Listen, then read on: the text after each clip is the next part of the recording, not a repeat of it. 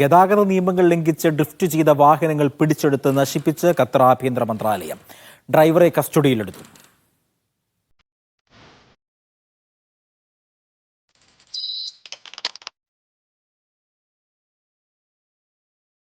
യാത്രക്കാരുടെ ജീവനും സ്വത്തിനും ഭീഷണിയാകുന്ന തരത്തിൽ പൊതുനിരത്തിൽ നടത്തിയ ഈ അഭ്യാസത്തിനാണ് ഖത്തർ പോലീസ് കടുത്ത ശിക്ഷ നൽകിയത്. വാഹനം പിന്തുടർന്ന് പിടികൂടിയ പോലീസ് ഡ്രൈവറെ കസ്റ്റഡിയിലെടുത്തു. വാഹനം പിടിച്ചെടുത്ത് പൂർണ്ണമായും നശിപ്പിച്ചു.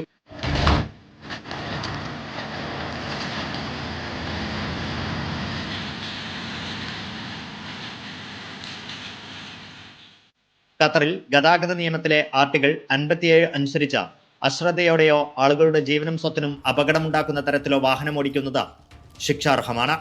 നിയമലംഘകർക്ക് 1 മുതൽ 3 വർഷം വരെ തടവും 10,000 മുതൽ 50,000 റിയാൽ വരെ പിഴയും ചുമത്താമെന്നാണ് നിയമം. അപകടകരമായ രീതിയിൽ ഡ്രൈവ് ചെയ്യുന്നവർ കർശനമായ നിയമ നടപടികൾക്ക് വിധേയമാകേണ്ടി വരുമെന്ന് ആഭ്യന്തര മന്ത്രാലയം അറിയിച്ചു. നിയമലംഘകർക്ക് കൃത്യമായ മുന്നറിയിപ്പ് നൽകുകയാണ് അധികൃതർ.